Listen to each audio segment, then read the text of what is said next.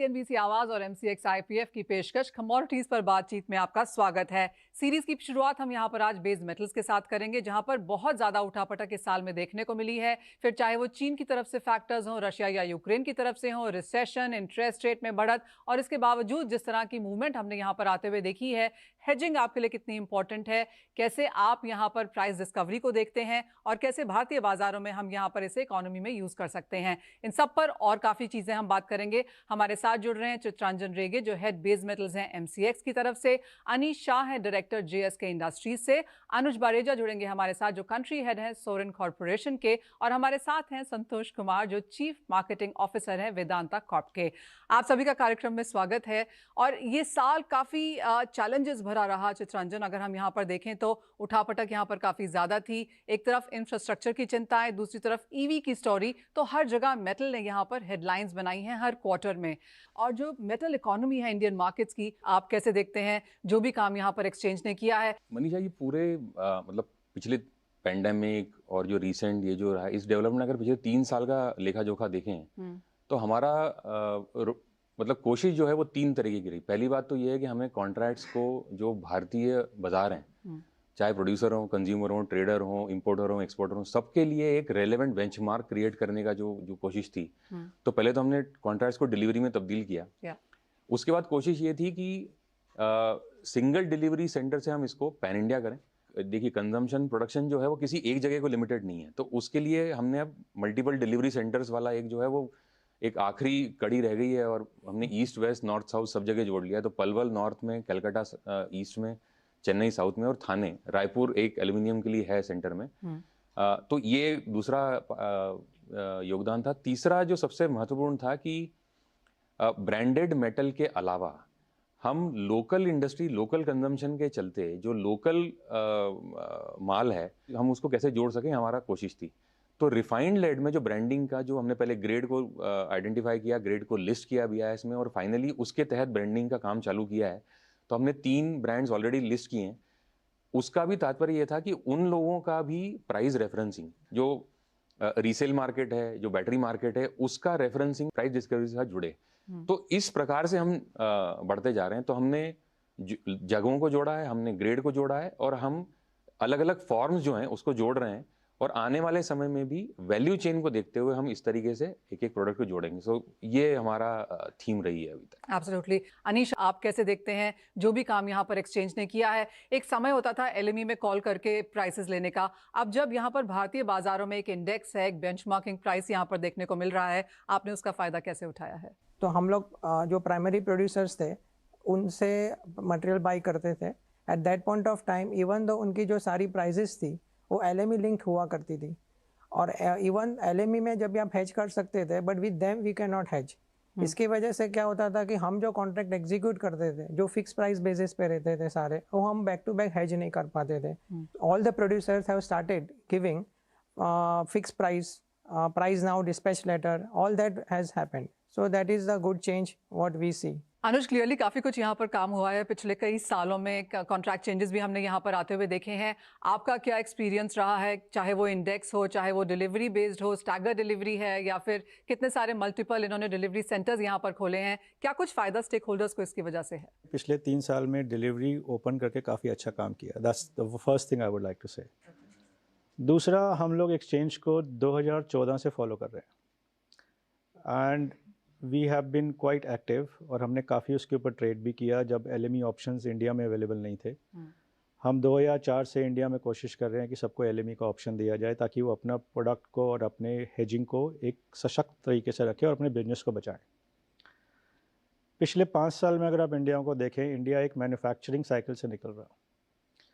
आज एक manufacturing industry को एक सशक्त हेजिंग फैसिलिटी अवेलेबल होनी चाहिए हिंदुस्तान की तरफ से।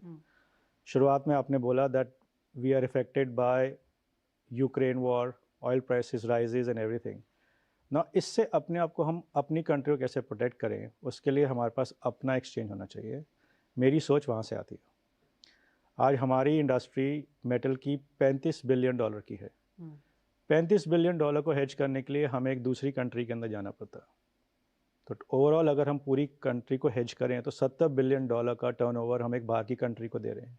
आज डॉलर की फ्लक्चुएशन है, मेटल की उठक पटक आपने बोला कि पिछले 1 साल से चल रही है, अगर वो हम अपने ही देश में अपने एक्सचेंज के ऊपर करें तो हमारी पूरी इकोनॉमी एक रॉबस्ट तरीके से आगे जा सकती है विदाउट से बिना किसी के ऊपर डिपेंडेंट हुए। जैसे आपने बहुत सारे नंबर्स यहाँ पर रखे अनुज, और आपने कहा भी कि एक सशक्त यहाँ पर एक्सचेंज है, सब कुछ यहाँ पर काम किए भी जा सकते हैं, तो किन चीज़ों की कमी देखते हैं फिलहाल आप यहाँ? मैं 2 तरीके से कमी देखता हूँ इसकी तरफ से। एक, हमारे हिंदुस्तान के प्रोड्यूसर्स सारे इसके ऊपर आने चाहिए और उन्हीं को इस प्राइस को फॉलो करके करना चाहिए। इसका एग्जांपल आप चाइना से ले सकते हैं। चाइना में जब 2001-2 में जब उन्होंने इंडस्ट्रियल रेवोल्यूशन शुरू किया तो उन्होंने अपना एक्सचेंज बनाया, वो दुनिया पे डिपेंडेंट नहीं रहे। सिमिलरली हम एक इंडस्ट्रियल मैन्युफैक्चरिंग के जो फेज से जा रहे हैं, हमारा अपना एक्सचेंज अपने प्राइसेस को कंट्रोल करे। आज अगर 2 दुनिया के देश लड़ते हैं और एल्यूमिनियम के प्राइसेस ऊपर चले जाते हैं, तो आप सोचिए कि हमारा इंफ्रास्ट्रक्चर सेक्टर जहाँ पे बुलेट ट्रेन्स आ रही हैं, न्यू रेलवेज आ रही हैं, उसके प्राइसेस क्यों ऊपर जाएं? तो हमारा अगर अपना एक्सचेंज होगा तो हम सारा का सारा अपना प्राइसिंग मैकेनिज्म उसके ऊपर कंट्रोल कर सकते हैं। So we want to protect that. और वो पहली शुरुआत एक प्रोड्यूसर से होनी चाहिए, दैट यस कि मैं इस एक्सचेंज को फॉलो करता हूँ। बिकॉज आज की डेट में आप जितना भी हिंदुस्तान के अंदर प्रोड्यूस करते हैं वो सब हिंदुस्तान से ही मिल रहा है। तो मैं किसी बाहर की प्राइस को क्यों मानूं और क्यों गवर्न करूं अपने देश की इकोनॉमी को रन करने के लिए? I think that should be the first criteria. So my first thing is कि एक देश के प्रोड्यूसर्स को उसके ऊपर आने चाहिए। सेकेंड, अगर गवर्नमेंट इसको एक डिफरेंट तरीके से देखे, आज बैंकों में उठक पटक मेटल इंडस्ट्री से, अगर आज निकल के प्राइसेस जो मार्च में $32,000 से $1,00,000 चले गए तो बहुत सारे लोगों ने पैसा गंवाया। अगर हमारा अपना एक्सचेंज होता तो हम ये पैसे नहीं गंवाते और हमारा पैसा हमारे देश में ही रहता। तो we have to protect that and government should encourage जितने भी लोग उसके ऊपर हेजिंग करते हैं उनको एक इंसेंटिव दे ताकि उनकी बैलेंस शीट्स रॉबस्ट रहेगी और बैंकों को कोई खतरा नहीं रहेगा। So these are the 2 aspects, if you look at that you can control the economy in a big way. Santosh, participation यहाँ पर बाजार में है, लेकिन आप कहेंगे अवेयरनेस की बात जहाँ पर आती है, हेजिंग की बात यहाँ पर आती है, सब स्टेक होल्डर्स एक मत हैं इसको लेकर? हेजिंग आज के डेट में बहुत ही इम्पॉर्टेंट सब्जेक्ट है कि the kind of volatility is there into the market, और आज के डेट में we call it as a VUCA world. तो जिधर भी देखोगे आप वॉलेटिलिटी है, and we also seen in last couple of years. So that way wherever we are doing as a competitive player, whether it is a producer, चाहे वो producer है या ट्रेडर है या खुद कंज्यूमर है, सबको अपने प्राइस को कैप करना है। तो मैं तो बहुत सपोर्ट करता हूं कि हेजिंग तो होनी चाहिए। 3 साल से जैसे सभी ने कहा और सभी ने प्रोत्साहित भी किया कि काफ़ी सारे चेंजेस हुए हैं, आपने बाजार को सुना है, आपने बदलाव भी यहाँ पर किए हैं, जिस तरह का पार्टिसिपेशन फिलहाल मार्केट्स में आया है, क्या आप उससे एंथ्यूज्ड हैं? आपको क्या लगता है, क्या कुछ और इस बाजार में अब करने की ज़रूरत है? एक तो पहली दिक्कत ग्लोबल प्राइस, दूसरी दिक्कत प्रीमियम का पता नहीं, दूसरी दिक्कत रुपये डॉलर का कोई हिसाब नहीं। मतलब एक व्यक्ति जो है वो क्या क्या चीज़ मैनेज करे। तो ये जो डिलीवरी में तब्दील होना था ना, वो उसने क्या किया कि ये तमाम रिस्क को बंडल करके सिंगल एक सोल्यूशन दे दिया है। तो एक तो उस वजह से मुझे लगता है कि बेंचमार्क करने में या वैल्यू चेन में, चाहे आप प्रोड्यूसर हो, चाहे डाउनस्ट्रीम हो, चाहे स्क्रैप ला रहे हैं, वो तमाम लोगों को एक रेफरेंस मिलता है कि भैया यहाँ पे डिलीवरी लेने देने का जो बेसिक प्राइस डिस्कवरी है ये है। अब मुझे बायलैटरली डिसाइड करना है कि क्वांटिटी पे है, क्वालिटी पे है। एक तो ये हो गया। हमारी कोशिश जो है वो ये है कि आज ये मैसेज जो फ्रंट लाइन जो डायरेक्टली इम्पैक्ट वाले लोग हैं उनको तो थोड़ा थोड़ा समझ में आने लग गया है या वो रीअलाइन हो रहे हैं। दिक्कत ये है कि जो ब्रॉडर स्कीम है, जो हमारे यहाँ पे जिस चीज़ की डिलीवरी होती है, मैं ये मानना तो मुश्किल है कि एल्यूमिनियम इंगट की डिलीवरी होती है तो हर कोई तो एल्यूमिनियम इंगट कंज्यूम नहीं कर रहा है भाई। जो कैन बना रहा है, जो कंडक्टर बना रहा है, जो स्क्रैप से काम कर रहा है, उसको रेफरेंसिंग के लिए क्या है? मुझे लग रहा है कि वो जो हम फिलहाल जो हमारा अवेयरनेस का या वो जो कोशिश है और मल्टीपल डिलीवरी सेंटर्स वाला जो कोशिश है, उसमें कोशिश ये है अभी कि ये कोने कोने तक जाकर, जब तक क्या है वो पूरा ट्रेड जो है उसको हमारे इर्द गिर्द लाने की जो चेष्टा है वो हम फिलहाल उसमें लगे हुए हैं। तो संतोष, मेरा वही सवाल है, क्योंकि कुछ लोग यहाँ पर हेजिंग देखेंगे, कुछ लोग प्रॉक्सी हेजिंग भी यहाँ पर करते हैं, हर कोई यहाँ पर डिलीवर नहीं भी करना चाहता। लेकिन अगर हम इसको ब्रैकेट्स में, कैटेगरीज में ब्रेक डाउन करें तो आपको क्या लगता है कितने स्टेक होल्डर्स यहाँ पर सिर्फ हेजिंग के लिए आते हैं, कितने डिलीवरी बेस्ड हैं यहाँ पर, और कितने लोग यहाँ पर बेंचमार्किंग के लिहाज से इसे देखते हैं? हाँ, हेज तो करना ही है अपने को। अब ग्लोबल में भी LME क्यों आई? LME इसलिए आई कि वॉलेटिलिटी को कंट्रोल करे। SHAP आई चाइनीज ने लेकर आया था अर्ली 2000 में, उसका भी यही था कि मार्केट के वॉलेटिलिटी को कंट्रोल करेंगे। COMEX is also following the same. तो हेजिंग तो प्राथमिकता रहेगी रहेगी। चित्ररंजन, ये बात तो बहुत पहले से ही होती रही है कि of course price discovery, hedging mechanism तो यहाँ पर है ही, लेकिन एक्सचेंजेस क्या वो प्लेटफॉर्म बन सकते हैं, क्या वो सरकार के साथीदार बन सकते हैं जहाँ पर वो इकोनॉमी का बड़ा हिस्सा भी बने? तो किस तरह की बातचीत फिलहाल उस जोर पर है? कुछ चीज़ें जो मायने रखती हैं। पहली बात तो यह है कि जैसे एग्जाम्पल के तौर पर लेते हैं कि एल्यूमिनियम इंगट्स की डिलीवरी या हमारे यहाँ पे कॉपर कैथोड्स की डिलीवरी होती है, वो है ना एक शुरुआत है। वहाँ से वैल्यू एडिशन के इतने दौर चलते हैं और इतनी एंटिटीज उसमें जुड़ती हैं कि सबके लिए अलग अलग प्रोडक्ट लिस्ट कर पाना, मतलब कहना आसान है but it becomes very impractical. तो हमारी कोशिश ये रहेगी कि अगर वैल्यू चेन में 15 नोड्स हैं तो उसमें से 2 या 3 जो सही नोड्स हैं उनको आइडेंटिफाई करके लिस्ट किया जाए। तो मतलब हमको फीडबैक मिलता ही है। जैसे कॉपर कैथोड्स की बात हो तो बाजार ये बोलता रहा है, रेकमेंड करता रहा है कि आप कंटिन्यूस कास्ट रॉड, जो CC रॉड हम कहते हैं, जो जिसका कंजम्पशन का इंडिया बहुत बड़ा मार्केट है, आप उसको भी लिस्ट करिए। तो कोशिशें हैं ना। पहले हम एक मर्तबा, मतलब ये जो मल्टीपल डिलीवरी सेंटर, GST, तमाम चीज़ों को लेकर के हमने एक पहली पायदान पार करी है, तो बाकी चीज़ भी एजेंडा में ही है ही। दूसरा, जो गवर्नमेंट के साथ काम करने में हम सेबी, फाइनेंस मिनिस्ट्री और तमाम लोगों के साथ मिलकर के जो GST के चैलेंजेस फिलहाल हैं उसको हम आयरन आउट करने की कोशिश में लगे, और पैरेलली एडिशनल प्रोडक्ट्स पे भी काम हो रहा है। मतलब आज ये जो प्राइमरी प्रोडक्ट्स हैं उसके अलावा भी आप देखें, जैसे स्टील की बात हुई, बहुत एल्यूमिनियम अलॉय है, हमने प्रीवियसली भी हमने ब्रास में कोशिश करी थी। तो बहुत सारी चीज़ें हैं करने के लिए, पर वो एक एक करके इंफ्रास्ट्रक्चर, एक बार वेयरहाउसिंग का डेवलप होना और उसके साथ हम एक एक चीज़ बाजार को जब सप्लाई करेंगे तो मुझे लगता है कि उसकी रिस्पॉन्स अच्छा रहेगा। और मुझे अभी तक हमें सपोर्ट अच्छा रहा है और मुझे उम्मीद है कि आने वाले समय में हम जब नए प्रोडक्ट्स लॉन्च करेंगे तो और भी लोग इससे जुड़ करके इसका फायदा ले पाएंगे। एब्सोल्युटली। एक्सचेंज की अहमियत क्या है वो तो ऑफ कोर्स हमारे सभी पैनलिस्ट उससे एग्री करते ही हैं, लेकिन काफ़ी सारी चीज़ें वो भी हैं जो यहाँ पर ऐड करने की ज़रूरत भी है। एक छोटे से ब्रेक के लिए रुकेंगे, लेकिन जब लौटेंगे तो एग्जैक्टली उसी मुद्दे पर बात करेंगे।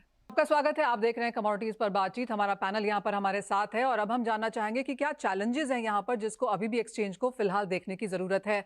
अनीश, आपसे शुरुआत करेंगे। हम बात कर रहे थे ब्रेक में कि कैसे GST एक थोड़ा सा मुद्दा है, अगर आप उसको एलाबोरेट कर सकें। Currently like there are multiple delivery centres, तो अगर कोई भी अगर एक्सचेंज पे अगर डील करता है तो उसको पता नहीं है कि उसको डिलीवरी लगने वाली कहाँ से है, विच सेंटर से। It is expected of him to register with all the states wherever the delivery centres of exchange are there, so it is very very cumbersome. तो GST काउंसिल को इसको address करना बहुत ज़रूरी है to improve the overall business on exchange, कि भाई अगर एक ही जगह पे आपका रजिस्ट्रेशन है that can work for all the delivery centres. So अगर वो जब तक नहीं होता है तब तक like lot of people are away from exchange to come on exchange. This is to be address urgently. Anuj, आप कैसे देखते हैं, क्या लगता है आपको एक बड़ा चैलेंज है फिलहाल कारोबार करने में? जो अनीश भाई ने बोला कि जब डिलीवरी सेंटर्स काफ़ी सारे खुल गए हैं, अगर हमने खोले हैं तो हम उसको बंद भी कर सकते हैं। आज एल्यूमिनियम का सबसे बड़ा डिलीवरी सेंटर रायपुर का है, कलकत्ते में डिलीवरी नहीं होती तो कलकत्ते का सेंटर हमें खोलने की कोई ज़रूरत नहीं है। So we have to evolve with time, हमें वक्त के साथ बदलना चाहिए। एंड आई थिंक अनीश भाई की बात को आगे लेते हुए कि GST जितना कम होगा, सेंटर जितने कम होंगे, उतना ही एक बिजनेस अपने आप को कंट्रोल कर सकता है। बिकॉज आज government is very critical on GST, they want everything to be controlled, और इसी तरह से हमको भी अपना बिजनेस कंट्रोल करना चाहिए। अपार्ट फ्रॉम GST, डिलीवरी के हमारे पास सिर्फ 5 दिन मिलते हैं। हम डिलीवरी के 5 दिन को 15 दिन भी कर सकते हैं। उससे लिक्विडिटी और ज़्यादा आएगी एक्सचेंज के ऊपर कि एक आदमी को अपना मटेरियल एक्सचेंज पे डिलीवर करके 25 दिन का इंतज़ार क्यों करना पड़े। वो 15 दिन के बाद ही अपने पैसे लेके डिलीवरी करके जा सकता है, और 15 दिन के बाद एक दूसरे आदमी को उस मटेरियल की ज़रूरत है तो वो लेके जा सकता है। तो वर्किंग साइकिल विल इंक्रीज। अगर इन 2 मुद्दों पे एक्सचेंज और थोड़ा सा अपने आप को इवॉल्व करे तो लिक्विडिटी और वॉल्यूम अपने आप बढ़ जाएगा इसके ऊपर। संतोष, आप कैसे देखते हैं बाजार को, और आप क्या है जो ठीक करना चाहेंगे एक्सचेंज पे? बेसिकली जब कमोडिटी की बात करते हैं तो we always compare with the China. जब GDP की बात होती है तो world wide China contributes 10%, but जब हम इंडस्ट्रियल कमोडिटी की बात करते हैं तो they contribute more than 50%। And this 50% आप देखेंगे mostly they are consuming by themself. India जो है just consuming 10% of what China is consuming. लेकिन हमारे पास maximum raw material is importing most of the commodities. अगर मैं कॉपर को रिप्रेजेंट करता हूँ, कॉपर में 98% इज इम्पोर्टेड, और जो ग्लोबल ट्रेड होता है which is happening on LME। तो कैसे हम LME और MCX को सिंक्रोनाइज करें, क्योंकि वो आर्ब हमेशा रहेगा आफ्टर LME को तो is more than 120 years, but last 20 years में SHF ही पॉपुलरिटी गेन की है चाइना ने, लेकिन आज भी उतना कॉन्फिडेंट नहीं है बाजार। मतलब आउटसाइड चाइना SHF पे ट्रेड नहीं होता है। एंड उसका एक रीज़न ये भी होता है कि ट्रांसपेरेंसी और जो लीगल कॉन्फिडेंस होता है, because people is having more confidence on English law, जो सेटलमेंट होती है, वो हमारे यहाँ पे अभी भी वो कॉन्फिडेंस नहीं है for contract and delivery. So these are the few basic challenges what I see as a producers. Okay Chittaranjan, I don't know आप कितने प्रेशर में हैं, लेकिन ये मार्केट के इतने बड़े स्टेक होल्डर्स ने क्लियरली आपको एक लिस्ट बना के दी है कि क्या कुछ करने की ज़रूरत है जिससे बाजार और भी कॉन्फिडेंट हो सकता है। एक्सचेंज कैसे देखता है इन एक्सपेक्टेशंस को? एक्सचेंज की सोच जो है, मैं एक बार बताया तो, क्योंकि किसी भी चीज़ को चालू करना, उसमें से रिफाइन करके अलग करना, कम करना, इसमें कोई दिक्कत नहीं है। मतलब जब कारोबार या हमने जो डिलीवरी बेस्ड काम चालू किया था, उसके बाद एक बात तो तय थी कि मेटल का कंजम्पशन कहाँ होता है ना, ये इसका बहुत क्लियर आइडिया उस समय तो था नहीं। उस समय सभी का सजेशन ये था कि अगर आप इंटीग्रेट करना चाहते हैं तो आप कम से कम east west north south presence तो रखिए। अच्छा, प्रेजेंस करने में दूसरी दिक्कत ये आती कि आप डिलीवरी के कॉस्ट कितना है, ट्रांसपोर्टेशन कॉस्ट, तो हमारा एक ये मोटा मोटी कंसेंसस था कि आप प्रीमियम डिस्काउंट मत दीजिए, जहाँ पे भी सरप्लस है वो वहाँ डिलीवर कर सकता है। तो इसके चलते अनुज सही करें कि एल्यूमिनियम में रायपुर पे जो ग्रेविटी आई है, उसके अलावा तो कोई पैरेलल ही नहीं है उसका। लेकिन यही चीज़ अगर हम लेड में देखते हैं तो नॉर्थ में भी डिलीवरी हो रही है, थाने में भी, मतलब वेस्ट में भी डिलीवरी हो रही है, साउथ में भी डिलीवरी हो रही है। तो हर एक मेटल का एक अपना मतलब डिमांड सप्लाई का एक सिनेरियो निकल रहा है, उसके चलते तब्दीलियां हमें करनी पड़ेंगी। हम ओपन हैं उन सब चीज़ों के लिए। चूंकि हम इस 3 साल में हमने 1.5-2 साल पेंडेमिक के भी देख लिए, जब वो थोड़ा सा स्क्यूड मार्केट था, तो मुझे लगता है कि थोड़ा और वक्त लगेगा हमको उसको रिफाइन करने में, पर हम उस दिशा में जाएंगे ज़रूर। मल्टीपल डिलीवरी सेंटर्स के साथ ये इशू जो GST का अनीश भाई ने बताया वो आता है।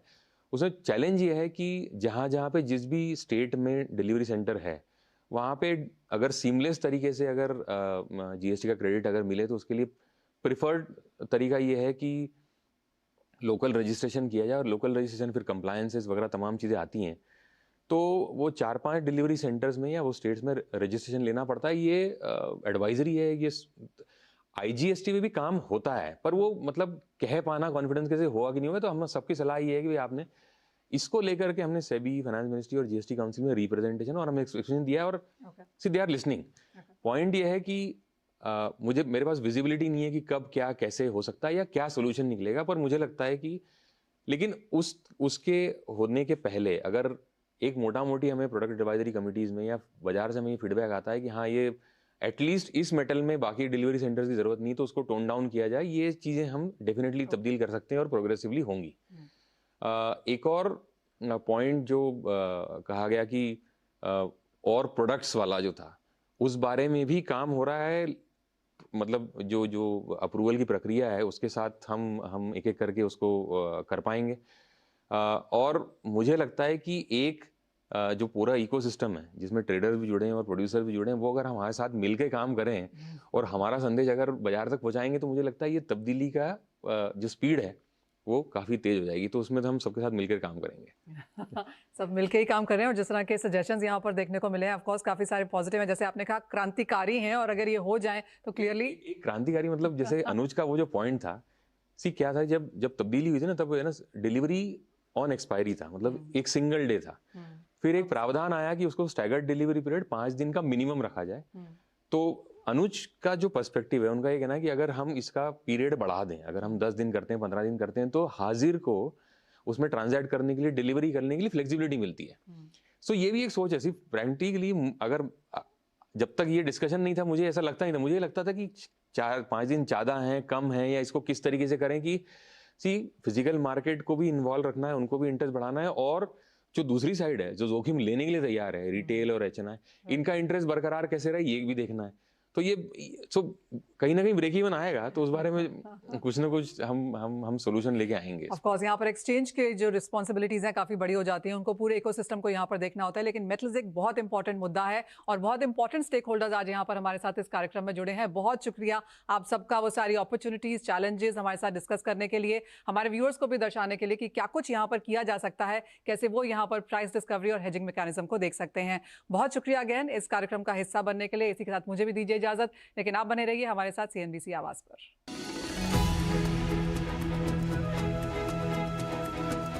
MCX IPF and CNBC आवाज present commodities पर बातचीत। Focus, ideate, innovate, enable.